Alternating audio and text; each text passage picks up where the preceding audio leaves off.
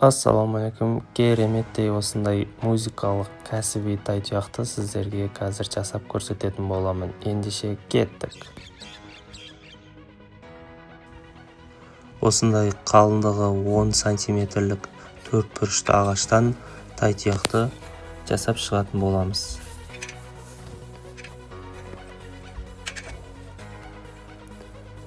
Тайтұяғымыздың биіктігі 5 сантиметр болады.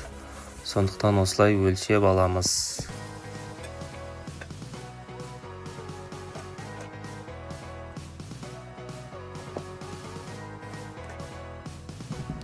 Енді өлшеп алып, осылай аралап, өзімізге бөліп алатын боламыз.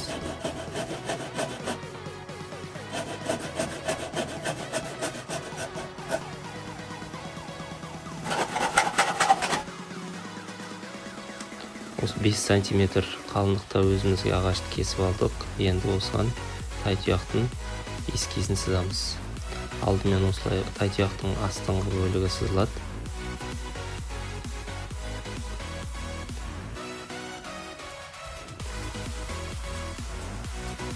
Және де осылай іші сызылатын болады. Тайтұяқтың ішін сызған кезде шетінен 1 сантиметр қалдыратын боламыз. Жалпы жанынан, жоғары жағынан, астынан да 1 сантиметр қалады.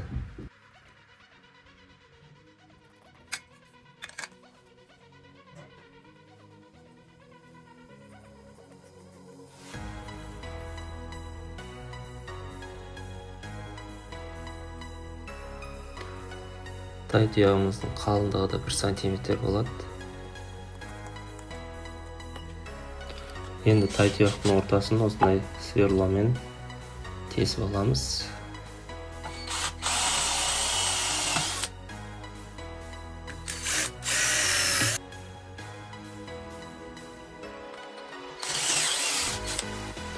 Осылай айландыра тесіп аламыз.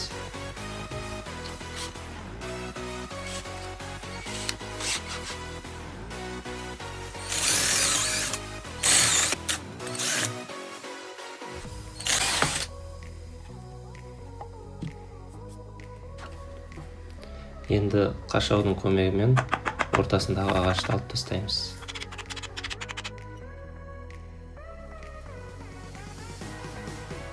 Мінекей тайтұяғымыздың ортасын алып тастадық. Енді жаңа сызған эскизімізді қалпына келтіріп, ортасындағы артық ағаштарды қашаудың көмегімен алып формасын туғырлаймыз.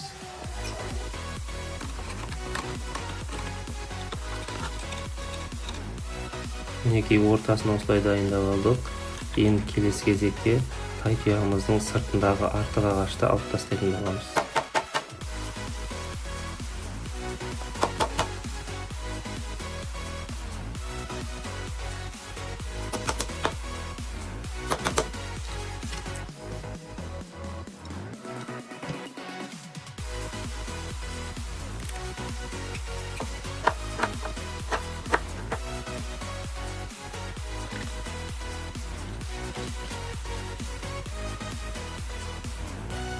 Мінекей тайтұяғымыздың біреуі дайын. Енді екінші жұбын дәл осылай қайталап дайындайтын боламыз.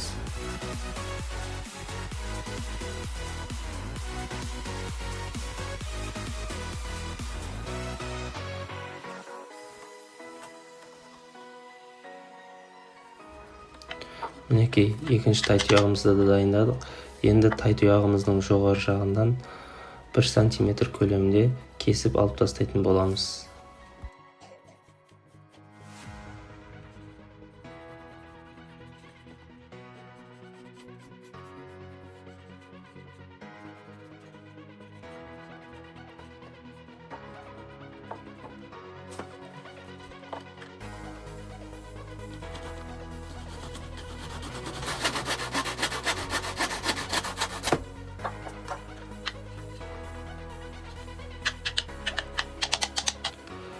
Тайтұяғымыздың негізгі формасы дайын болды. Келесі кезекте наждачканың көмегімен тазалайтын боламыз.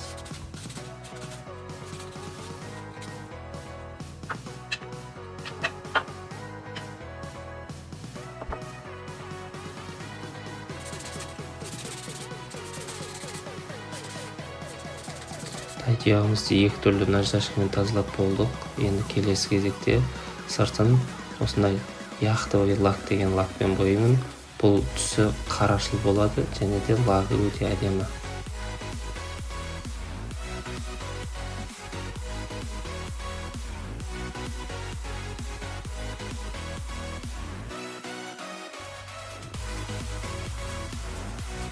Лакталған тай тұяғымыз 2 күн көлемінде кебетін болады.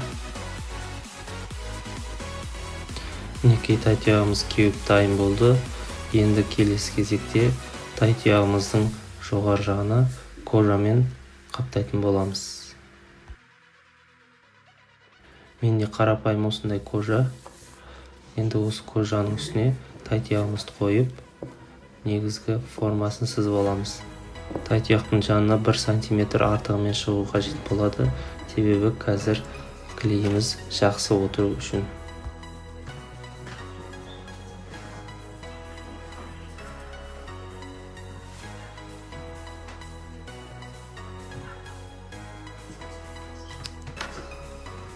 Осылай қайшымен кесіп аламыз.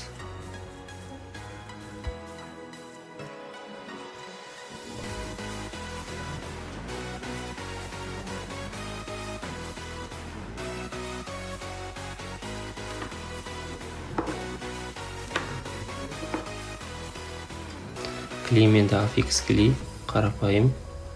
Осылай бірінші жағып аласыздар да үстіне жаңағы кесіп алған кожамызды басып ұстап тұратын боламыз.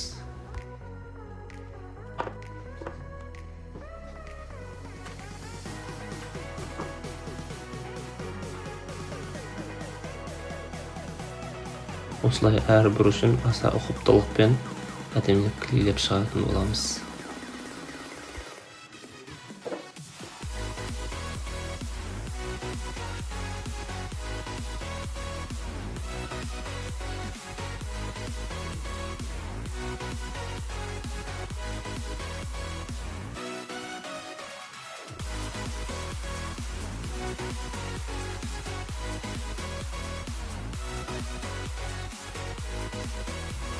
Мінекей толығымен клейлеп әдемілеп кожамен қаптап алдық. Енді одан да әдемі болу үшін кожаның үстіне, яғни жанына осындай оюды жабыстыратын боламыз.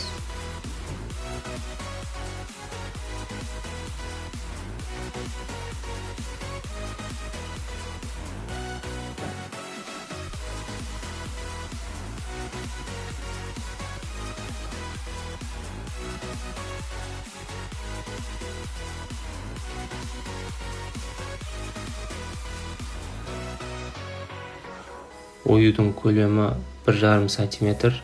Бұл жабыстырылатын жері тай тұяқпен, яғни ағашы мен кожа біріккен жерді осылай қаптайтын боламыз.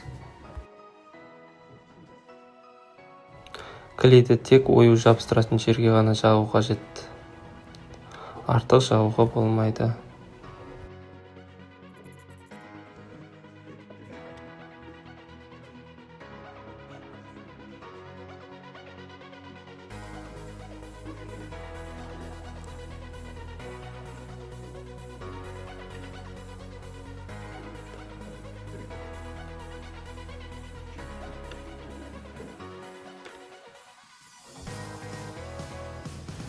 Мінекей кереметтей тай тұяғымыз бітті.